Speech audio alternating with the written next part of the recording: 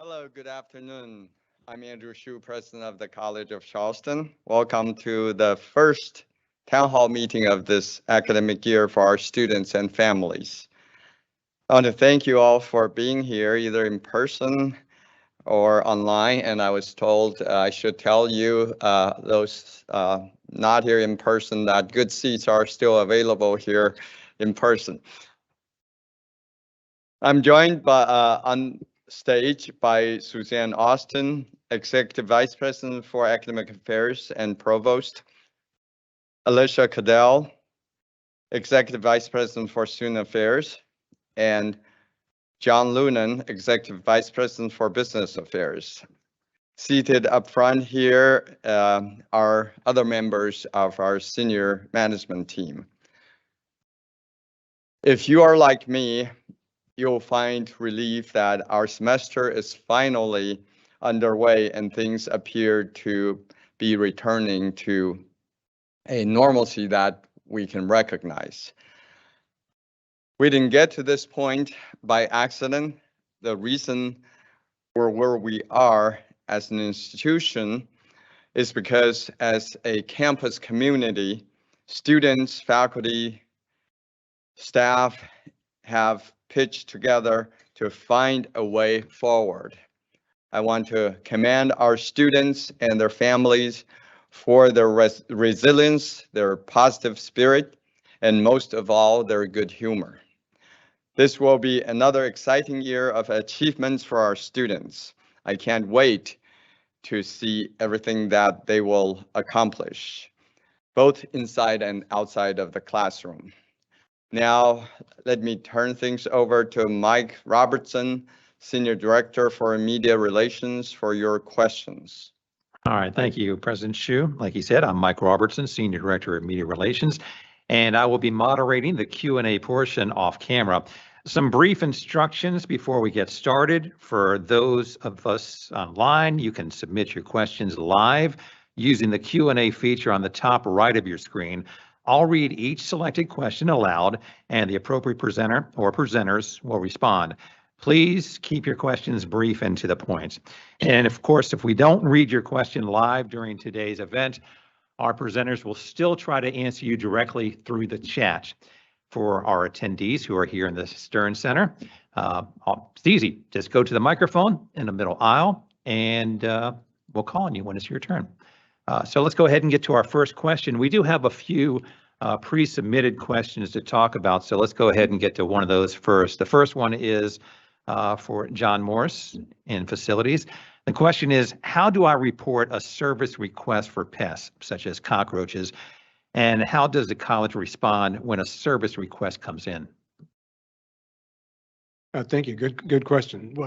Certainly, in the South, with the warm, humid weather that we have, palmetto bugs are just natural. They're just something we live with, and so in general, I'd say don't worry about it. It's not necessarily a sign of unsanitary conditions. Oh, let me back up for a minute. Difference between a palmetto bug and a cockroach. If they're in your house, they're a palmetto bug. If they're in your neighbor's house, they're a cockroach. So sorry, not trying to make light of that, but really, the cockroaches are something that we will see in the South. So in general, if you have one, don't worry about it. I'd say kill it, put it, toss it. If you start to see a problem with it, best thing to do is submit a work request. So you can, if you're in the residence halls, you can go onto the housing website, go into the current residence, and there's where you can find the link to submit a work order. Once that's submitted to us, we will flag it.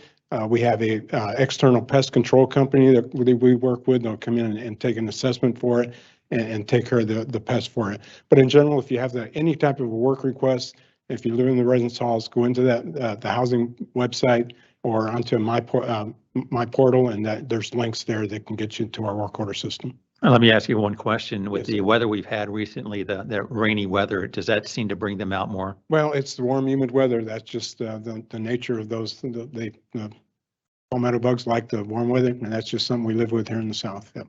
All right, let's go ahead and get to our next question here.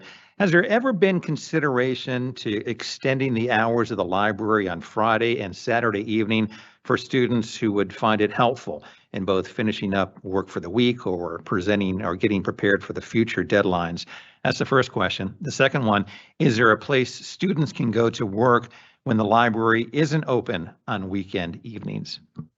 Great questions. Thank you for whoever submitted them. The library, we monitor usage of the library very, very carefully. And there are very, very few students who use the library on Friday and Saturday evenings. So it's not really worthwhile to keep it open. This building that we're in right now, the Stern Center, is open on Friday nights until 11 o'clock and Saturday until 10 p.m. So I would recommend that on weekend nights. When we get to exam period, the library is open late and 24/7 during exam period.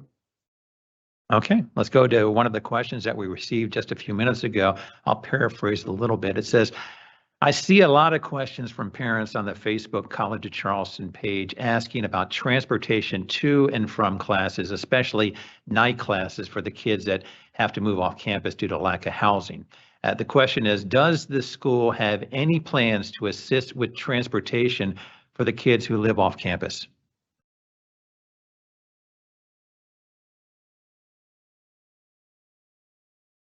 Ron, it's John Luna, and I'll jump in on that first. The amount of housing hasn't significantly changed. We did have a major residence hall closed down, but we've brought on more housing to accommodate that. A lot of students already live off campus and take advantage of our CARTA relationship we have. And at night, in the proximity of our campus, we do escort services with public safety to various locations in the campus geography and probably a little bit further than that at this point, to make sure students are safe. So if they have any questions or concerns about transportation or transportation options, please reach out to campus services or public safety. They'd be glad to direct you to the proper resources.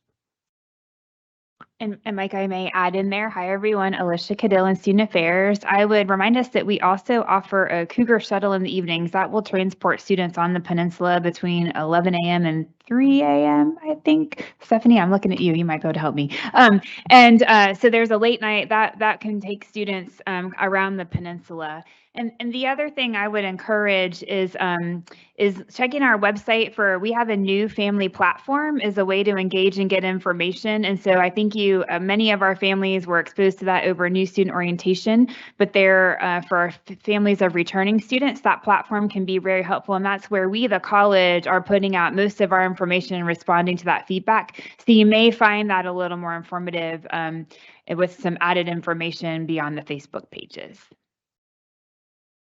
One quick question, a follow-up on this. If I'm a student, I want to get involved with the Cougar shuttle, how do I contact them?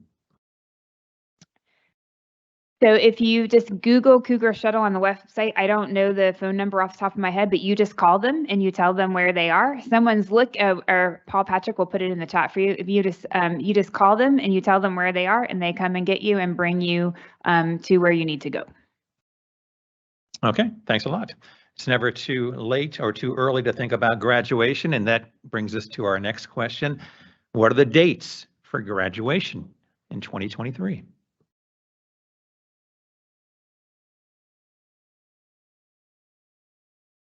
Okay, Alicia again in Student Affairs. Commencement will be Friday, May 12th and Saturday, May 13th.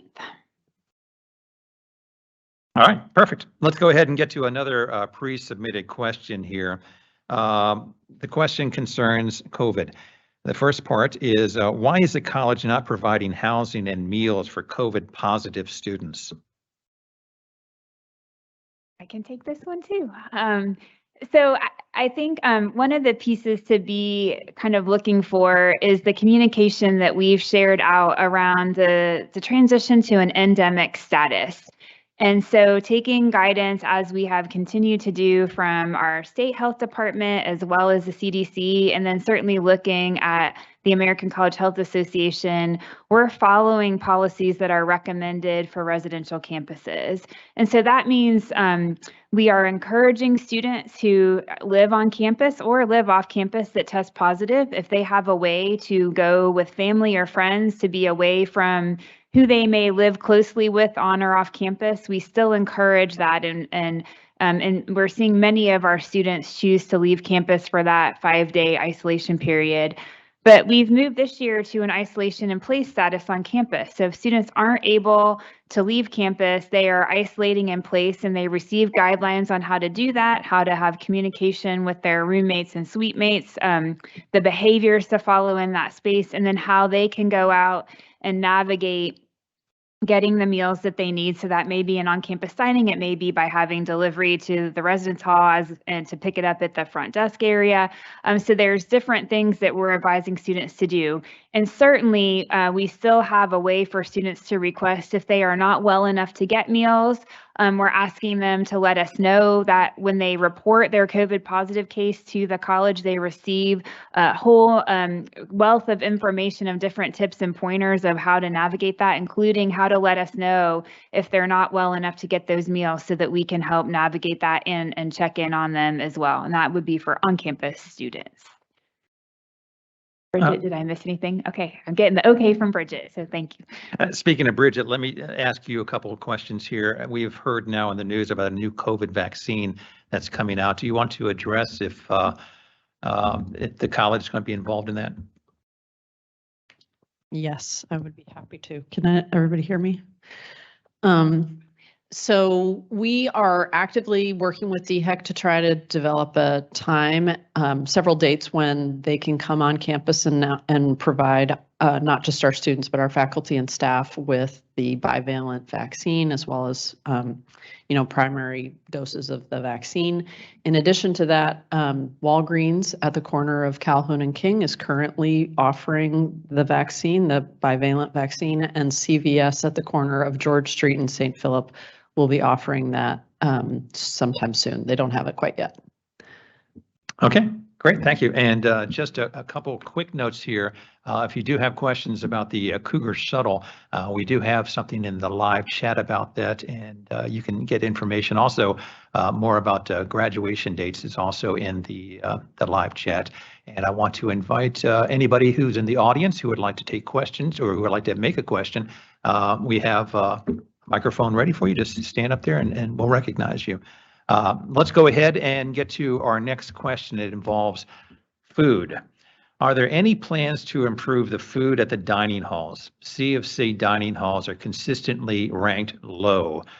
My child is just about a vegetarian, only eats chicken, and has a very difficult time finding enough protein. Seems to be no tofu, chickpeas, or chicken breast available on the salad bar. Eggs only for breakfast. This is proving to be a huge struggle. I'd like to answer that question. I'm Ashley Parr, Interim Director of Campus Services. I'm sorry your child's having a hard time finding food at the dining halls. I eat there quite regularly. I even brought my mother and children on Monday to the dining hall, and we had quite a meal. But we do have a registered dietitian on staff that's happy to help your daughter. Just have her reach out to us at Campus Services at cfc.edu, and Reagan will get in touch with her, show her all the foods that we have to offer. We offer vegetarian meals at every station so that way the vegan and vegetarian students have something available to them. So please reach out and we will work with your child. All right. Once again, I want to invite anybody in the audience to come up to the microphone if they have any questions. And of course, people out there who are online, you have questions, you go ahead and submit it and we'll get to those. Let me go to another pre-submitted question that we did receive. It says, my student uses the Dash shuttle to get back and forth to Harbor Walk for classes. Who should we contact if we encounter issues with the bus services? Ashley Parr again. We want to hear from you at Campus Services at cfc.edu regarding the CARTA Dash shuttle. At the beginning of the semester, there were some issues, and a student did reach out directly to us. We were able to connect with CARTA. They actually put more oversight into that route because they know how important it is to CFC getting their students back and forth to Harbor Walk. So they provided oversight. They've added 27 drivers that are in the loop of being staffed up. So we know of the issue. We're addressing it. So just reach out. That route should be staffed. I know there's some express bus issues. They're working on that too. So just reach out and they quickly resolve them. So thank you for letting us know. Don't go too far. The next question is for you. The question is wondering why the Liberty Cafe is closed on Saturdays. Also, can parents see what's being offered there? Yes, you can see what's being offered there if you go to Campus Dish. If the easy way to connect there, I'm going to tell you, is to go to the campus services website, and you'll see dining services on the sidebar, and you click there and it'll bring you right over to all the food service options that we have, the different dining locations, what's on the menu, the hours. So Saturday, Fresh Food Company is closed, but we do have Einstein's and City Bistro open. So I believe, I'm not looking in front of my right here, I think Einstein's opens at 9 a.m. and City Bistro opens up at 10 a.m. for breakfast and goes all the way till 10. And the City Bistro has the late night window, and Einstein's, I believe, goes to 3 o'clock. So we do have other dining locations where you can use your meal taps. Okay, that sounds great. A question I have heard from several different people is we have classes have just started here at the College of Charleston, and we have brand new students coming in here. What are we doing to make sure that the brand new freshmen and the brand new people here at the college are being acclimated to the college? I can see you, Mike Robertson. I think you're looking at me. So Alicia Cadill again in Student Affairs. And there are many things we want to do to welcome both our newest students and certainly our returning students. This is a semester that's a little different than the last 2 fall semesters, and I hope students are finding it to be an improved way to make connections. So we are still in the midst of our series of Weeks of Welcome programming. Those extend through the first 6 weeks of classes. Maybe, Paul, you could drop that link to Weeks of Welcome in the chat. So there are several things happening on campus, around the campus, anything from River Dogs games to therapy dogs nights. Apparently dogs are a big theme of our Weeks of Welcome, but open houses at offices around campus. And so those continue for 6 weeks, along with opportunities to continue to engage in student organizations with all of those resources available to students. And if students aren't sure where to connect or what organization is for them, the Office of Student Life is on the 4th floor of the Stern Center. They could email that office or come by that office, and we're happy to sit down and talk to students individually about what they're interested in. For our residence hall students, there are a number of programs and events happening in the residence halls. And again, the resident assistants are a great one-on-one contact if they're not seeing what they're interested in, or they're not finding the people that are sharing interests with them. Reaching out to those RAs is also a great resource for students. And then I know attending class is really an important part of the transition, because faculty are doing things in the classroom to help you connect and meet other students and saying hello to your classmates. So it seems so that is a place to make connections and to introduce yourself to students that you're sitting around and in your classes. And faculty are doing things as we enter the semester to help students make those connections as well. All right, speaking of classes, let's get to a question concerning that. My daughter is a junior and wasn't able to get into most of the classes she wanted. She reached out to the department, but they said the classes were totally full. Can you guarantee that she will get the classes she wants and needs to graduate? That's a great question. And I'm glad that she reached out to the department. Obviously, if she didn't get into the classes that she needed, that's a problem. I would say at this point that she needs to start working with the department and with the departments that have the classes so that she can get into them in the spring. That's going to be key. And we want to make sure that all of our students can graduate on time. And so I would just urge your student to continue to work on that and make sure that there's plans in place for the spring semester. All right. Once again, I'll remind the people in the audience, don't be shy. You can come here and ask questions too. So let's go ahead and get to another question here. It's concerning Parent Weekend, the important one. When is Parent Weekend? This is a great question. Thanks for asking this. So we actually have a family fun day that we offer in the spring. It'll be around a basketball game in February. So we'll be getting those invitations and that information out to families very soon. And we kind of have some historic reason that we don't do something in the fall. And I don't even want to speak the word, but we had some evacuations for hurricanes in previous semesters that really interfered with family weekends. So we made the move move it back to the spring. And I think that's something we can certainly reconsider. We also do have some guidelines on the Student Life website about building your own weekend visit. So if there's a weekend in the fall you're visiting with your student, there'll be suggestions of things that you might want to do as a family while you're here with your student. Okay, thanks a lot. Let's go to our next question. Chief Searson, this one is for you. The question is, how is the school responding to the recent shooting? And does the school have an active shooter plan in place? Yep. Thank you, Mike. How are we responding to the recent shooting? I imagine that's the one on King Street, late Saturday, early Sunday morning. We continue to work closely with all of our local law enforcement partners, mainly Charleston PD with that. Unfortunately, to date, they have not made an arrest in the specific shooting of that. They are actively investigating it. Response to that is that we really maintain our proactive patrol around campus. We hope that that kind of event does not repeat anywhere on campus or near our campus. Do we have an active shooter plan in place? I would say yes, we do. We practice and we meet very frequently for getting out our Cougar Alert, our emergency notifications. This summer, all of our officers went through active shooter training. As parents may or may not know, over right across the street from us, where we're redoing a residence hall that was vacant. We took that opportunity to use that as a location to practice drills with the Charleston PD SWAT team. And like I say, all of our officers went through that training with them. We hope that event never occurs, but if it does, we try to be as mentally and prepared for that as we can, both with our equipment and our officers. But for an active shooter training, for the standard practice for all law enforcement agencies is to respond and to meet the threat and eliminate the threat for something like that as quickly and safely as we can. Okay, thank you, Chief. Let's go ahead and get to our next question. It's a COVID-related question. The question is, I understand that COVID is going to be with us for the foreseeable future.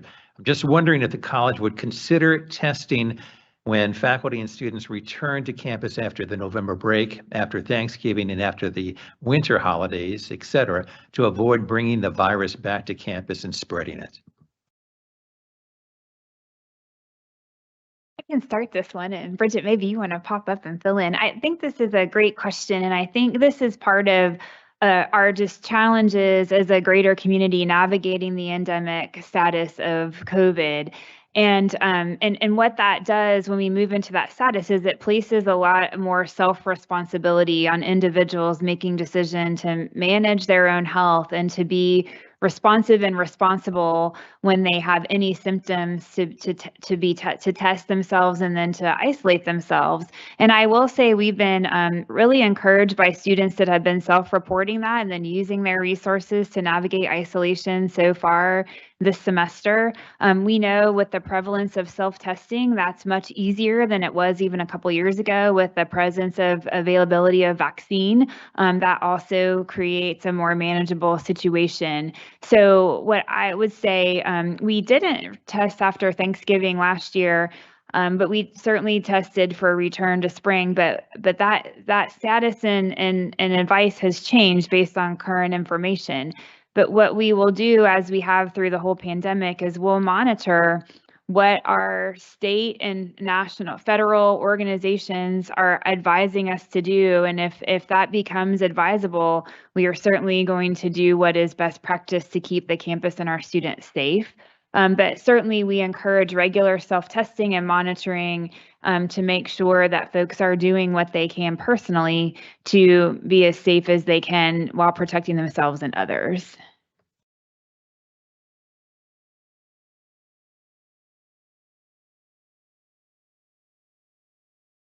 Oh, is it turned on? This is Bridget McClernand-Sykes, COVID lead for the college. A couple of things that I would add is that the general guidance now is not to do surveillance testing. It's to test if you have been exposed or if you have symptoms. And so that is what the college is offering. The college has both at HR and within student health services, lots of self-tests kits available so that if anybody has any symptoms or they have been exposed, they can very easily come and get it. They can also be seen, students can be seen at Student Health Services Monday through Friday, 8:30 to 5 p.m. And we also offer 24/7 virtual care to our students for free. So all of those things are going, those are persistently available to the students. One other thing I would say is that there's some really good data on the bivalent vaccine that's come out. And we will be very strongly encouraging all of our students, faculty, and staff to get this vaccine, as it will help to drive down transmission and illness. So once you are in a place where you can get that, I would strongly recommend that you do so. All right, thank you very much. Once again, I want to badger the people in the audience that they can come up here and talk and ask a question.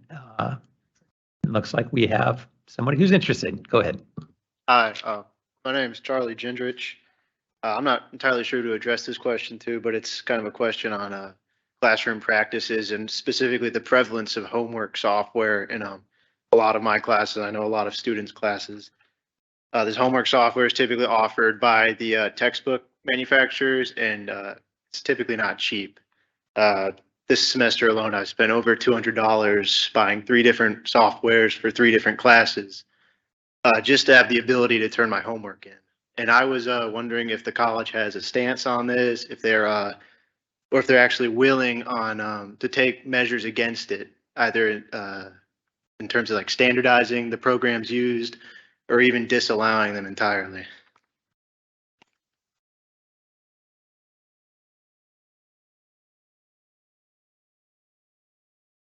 So I'd like to talk with you afterwards to get some specifics, but we offer all of our students software that's part of our campus licensing. My name is Mark Staples. I'm the Chief Information Officer and responsible for the IT here. So let's talk offline, but most of the software that's required in the classroom is available to all of our students for free of charge. All right. I have not been made aware of that. It's not in like any syllabuses or anything like that. We'll chat afterwards. All right. I appreciate that. Right. Thank you. Sure. So the IT service desk, you can email them, IT service desk, and ask the question: is this piece of software available? And I think that. Thank you, Paul. That's an option for you. So if you're not sure, but I do want to talk with you offline so that we can correct that, and maybe you can get some refunds. But bottom line is we provide, I would say 99% of the software that you're using is all free of charge. All right. Thank you. Appreciate it. Okay, our next question comes from a father from online. It says, how can we be most helpful to you and our students? What can we do as parents and students that would be helpful for all on campus?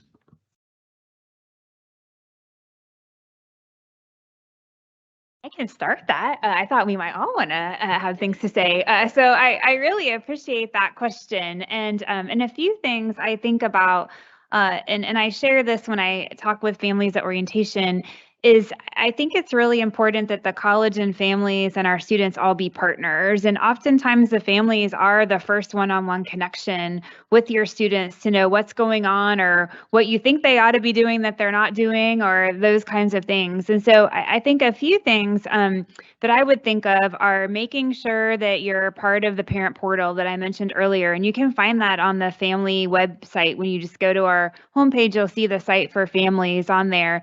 And because in that portal, we're providing you a lot of information, and we'd love you to pass on what's most relevant to your students. So that's everything from resources to how to study abroad to messages that come out from campus, and making sure your students see things that are most relevant, I think is really helpful.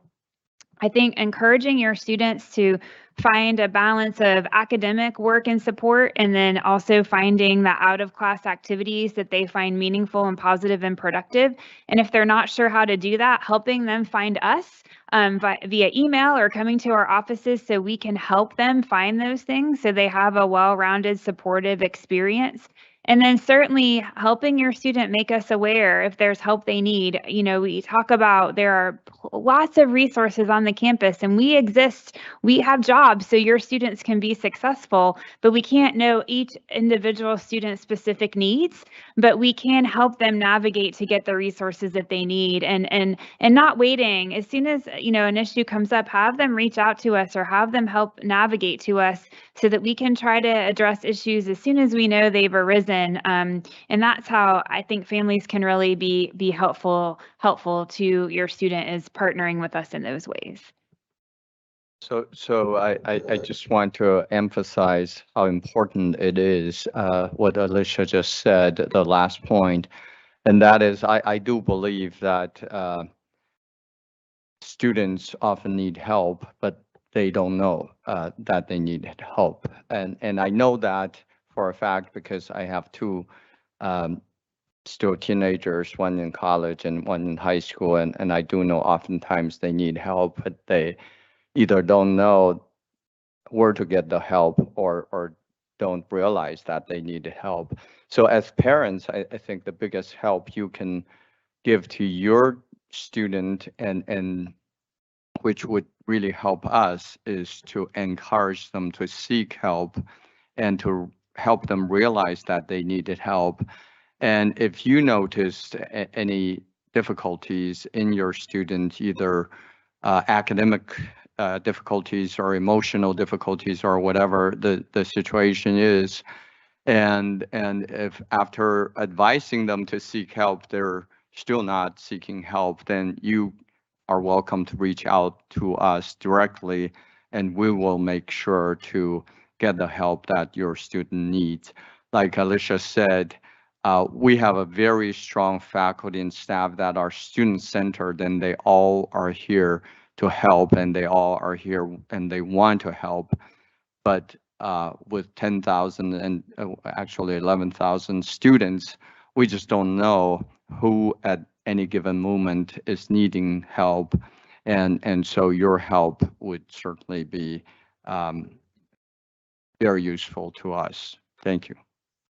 All right, great advice. Thank you. Well, and I was just going to say, from an academic perspective, again, we have so many resources for students who need assistance in the classroom. And one of the most important things that I think parents can do is to empower students to become their own champions and solve their own problems. As the president and Alicia said, sometimes it gets to the point where we need to reach out and help them. But one of the most important things that I think we do is we teach students how to solve their own problems so that when they graduate and go out into the world, they are skilled at their jobs, but also at just meeting the different challenges of life. And a lot of that starts here. So we appreciate the partnership with the families. All right, thanks. Ron, just one more comment. In regard to the students living in the residence halls, if they are experiencing problems with their facilities, there's a process in place that will get them the help they need that's quicker rather than calling their parents and making a lot of phone calls in the wrong direction. So if you're encountering problems, either use the card that's provided in your room or reach out to your RA and your problem will be fixed quicker. All right, I hope that answers the question. Let's go ahead and talk about COVID for a couple of questions. This first one is kind of long, but I think it makes a point here. So let's go ahead and get to that one. When my son tested positive for COVID the first week of classes, he reported it on the Back of the Bricks website and to his professors. Unfortunately, only 1 out of 4 professors offered him the option for Zoom into the classroom during the 3 days of quarantine. When he inquired, he was informed that it was up to each individual teacher to decide how they handle sick students and absences. So my question is, why doesn't the College of Charleston have a standard protocol at this point, nearly 3 years into COVID, and require professors to have Zoom links already on the syllabus so students do not fall behind when they are sick or in need of quarantine? Great question. So I think that we have encouraged faculty members to make decisions about how they accommodate students in their individual classes. Not all classes are the same. Not all classrooms are the same. They don't all lend themselves well to that sort of format. And that's one of the reasons that we are dealing with these things on an individual class basis. There are a lot of different ways to accommodate students in addition to Zoom. And I know that our faculty members are working with students in a lot of different ways who are out, whether it's with COVID or some other life issue. So that's not the only way that we can address the issue. All right, next COVID question concerns the dashboard. It's why is the COVID dashboard down? I had a very hard time submitting my positive results, and there is no way for us to track positive numbers, it seems. I'll start that one. So the reporting piece isn't connected to the dashboard. So I want to make sure that we're getting the reports in the right place. There's on the BRIC site, there's a place to make your COVID report. And so if you had issues with that, if you'll maybe follow up with our email here that we'll share at the end and let us know specifically what those were so we can look at that, because we are getting those reports in. I think based on best practice, we haven't been putting the dashboard out because we're not doing required or surveillance testing. So we certainly are tracking the cases that are reported to us, and our COVID leadership team still meets, and we're monitoring what's happening around the campus. But as we move to this new stage, the best practice really has been, that we're not going to continue to report that information. Now, if something changes, we would certainly change that response. Bridget, I don't know if you want to, is there anything else you want to add to that? Yeah. Okay. She says I'm good. Great. Once again, I want to invite people in the audience. If you have questions, just step up to the microphone. President Hsu, this is going to probably put you on the spot here. It says, President Hsu is a social media star. When is he dropping his next Spotify playlist, and how might I make a recommendation? Very good question. So I'm certainly enjoying being a star. The Spotify playlist is only provided for final exam week. So you have maybe 2 or 2.5 more 3 months wait. It's coming, and I would certainly love your recommendations and suggestions. If you would just email them to me at president@cfc.edu, I'll make sure it gets onto my playlist. All right, thanks a lot. I even hesitate to bring this next question up. How often does student life and campus life get affected by tropical storms and hurricanes? And what's the class policy during those times? I can start this one from the campus life, student life perspective. So I think we should all agree that we're going to proclaim that there are no hurricanes or tropical storms in the near or far future that impact the campus. But certainly it depends on the year. I've been at the college for 7 years, and we've had 4 hurricane evacuations, so I feel like I've had enough. But what I would say is the college handles that process very, very well. We have a way to take care of our students that need a place to go. We are able to do a communication with students to help them figure out how to make their own plans. We encourage all students and faculty and staff to have their hurricane plans so that if there's a need to evacuate, you have some ideas about what you'll need to be doing, and maybe have a plan A and plan B. But know that we take students, we transport them, we house them, we feed them, all of those things if they don't have any other way to make a plan. And so, and then, if you've been watching the weather in Charleston, it rains. It's been raining a lot. And so we sometimes get tropical storms that do impact, we're a low-lying space in the country. So flooding and all those things are certainly things that students are learning about. Quite frankly, we hope they figure out how to solve some of those issues as they earn their degrees here. But so we're well prepared to handle those situations if they arise. And certainly the pandemic has given us more resources, which I'm sure the provost will talk about, around how we can have academic continuity, even if we have to evacuate. But we're going to plan not to do that. Thank you. So we issued a hurricane plan out of academic affairs recently, and it went to the whole campus community, including all of our students.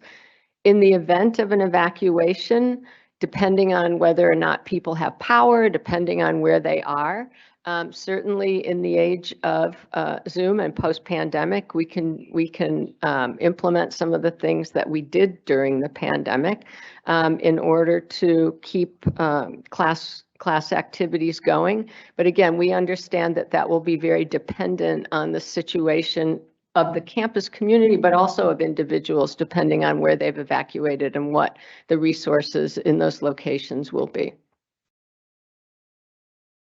All right, let's go ahead and get to our next question. And the question is, can you tell us more about the plans for the student service building, the renovations here?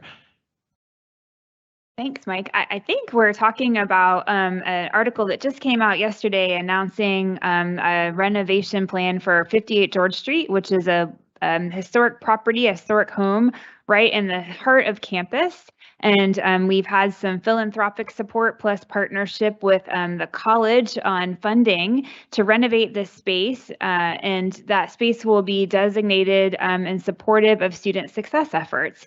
And initially, the areas that will be in there will be the Career Center and financial wellness initiatives, and then some other options to support student success that will be evolving as we make plans for that renovation. The renovation will take about 2 to 3 years, so we have some time to finalize how all that will look, but it will house things that are central to all students and helping them navigate from the time that they arrive through graduation and beyond. All right, let's go ahead and get to our next question. The question is, where is the health service center and the times available? And I guess we could also talk about some of the services that they provide. Thanks, Mike. I'll take that one too. And Bridget is here, so she can fill in. So Student Health Services is located on Calhoun Street behind Maybank Hall, behind Robert Scott Small Hall, sort of behind Randolph Hall. It's in the center of campus, kind of in the main central area. Their general hours are 8:30 to 5 Monday through Friday, but we also have a partnership with the Medical University of South Carolina, and we provide 24/7 virtual urgent care that's available to all of our students. So they can access that type of care any time of day or night. And then we do ask students to schedule appointments, but we work very hard to be able to see students as timely and as quickly as possible. And so a lot of what their services, Bridget, maybe you want to talk about services, but I'll let Bridget. Bridget is also, when she's not starring as COVID lead, she's one of our fantastic nurse practitioner providers in Student Health Services. Hi, I'm Bridget. So you can think of Student Health Services as basically the primary care center for the students on campus. So whatever ordinary medical issues that arise in a college student's life, they can come to Student Health Services and get care for that. So if there is something that needs specific help outside of what the scope of practice is at Student Health Services, we have a really well-established referral system. We don't have an X-ray on site, but we do have the ability to send out labs, and their students basically can get the medical care that they need while they're here. We don't require insurance. Students get in and out without having to pay anything. It's part of their tuition, so it's really a wonderful resource for students, and they should very much avail themselves of it. And in case you have some more questions, if you go to the live Q&A section, there is a link to Student Health Services that could also answer some questions you may have about that. So speaking of questions, let's go to the next one. Why is fall break so late this year? Students do not get a single break until almost Thanksgiving due to the school not taking off other holidays. I love this question. We actually get it every 2 years.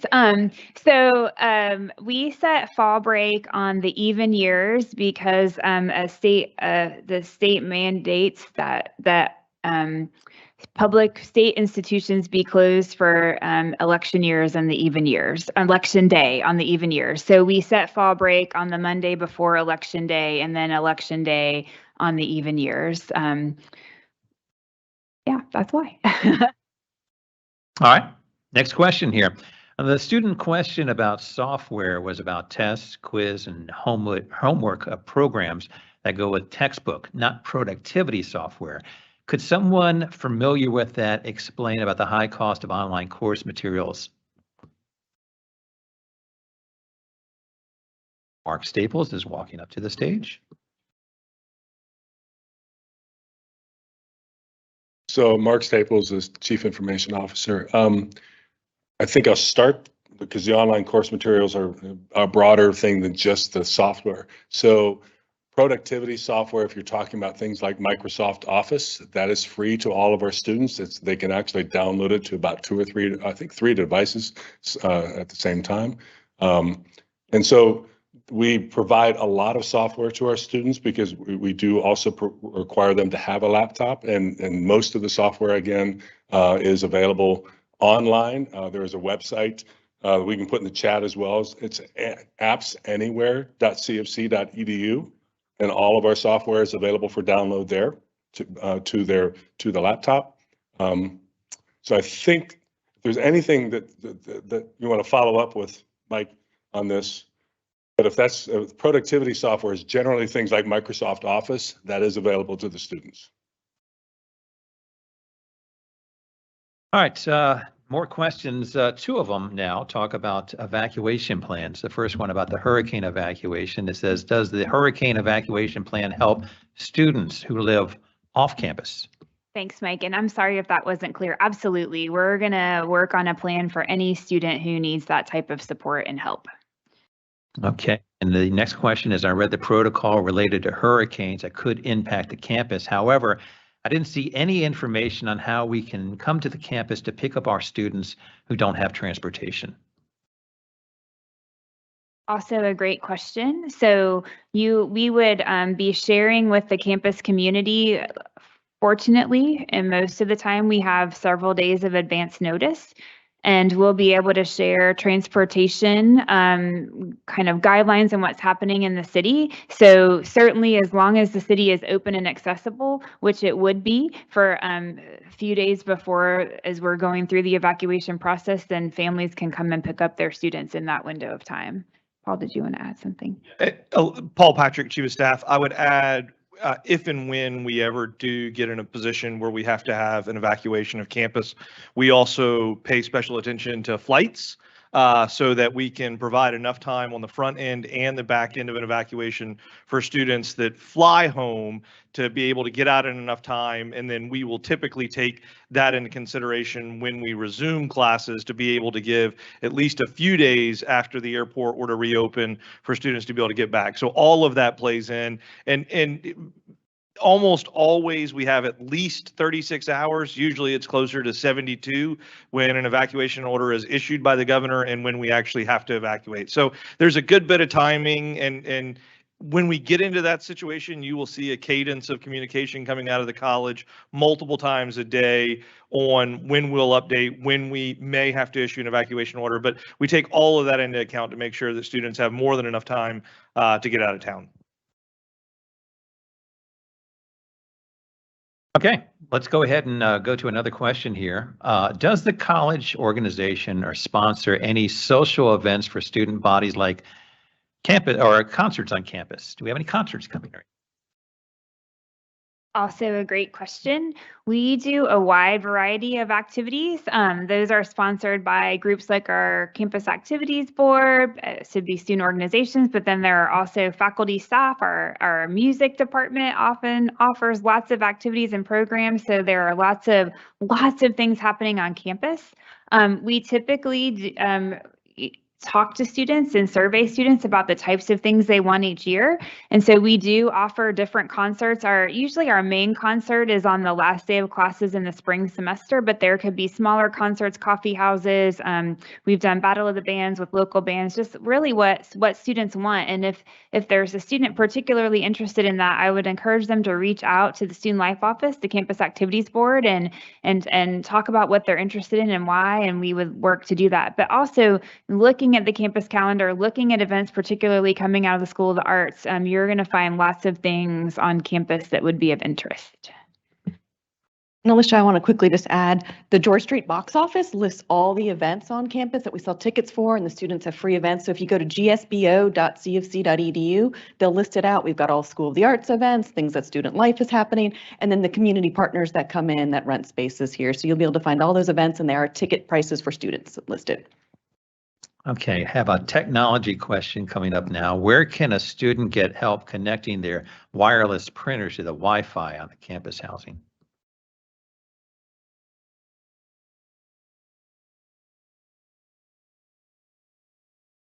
Part. The campus housing, it's our residential net. Apogee is the card. There should be a card in the residence hall with the contact information. However, if you are still having trouble, feel free to reach out to the IT service desk, and we will negotiate that with the vendor to make sure that your student is taken care of. All right. Thank you, Mark. And that concludes the Q&A portion of today's event. If we did not get to your questions today, we welcome you to send your email to townhall@cfc.edu. That's a new address. Let me repeat that one more time. townhall@cfc.edu, and someone will get back in touch with you. Before I send it back to President Hsu for some closing remarks, I want to remind our audience that you can stay up to date on the College of Charleston news by visiting our university news site. It's the College Today, and you can find it at today.cfc.edu. Technology-related questions and issues should be directed to Central IT Help Portal. You can find them at contact information, and their email is help.cfc.edu. As always, thank you to our presenters for their time and expertise, and a special thanks to the staff of the Division of Information Technology who helped produce these virtual events. And now I turn it back to President Hsu for some closing remarks. Hey, Mike. President Hsu. Thank you, Mike. Again, I just want to thank everyone for joining us today, especially students who are here or were here in the room. And also, I want to thank all the family members and students who are online. This university is an extraordinary place because of its people, and certainly the students and the parents are also the ones who make this a great place, and together we can make this place one of the best places to learn. Good luck with this semester and this new academic year. I wish you all the success. Go Cougars.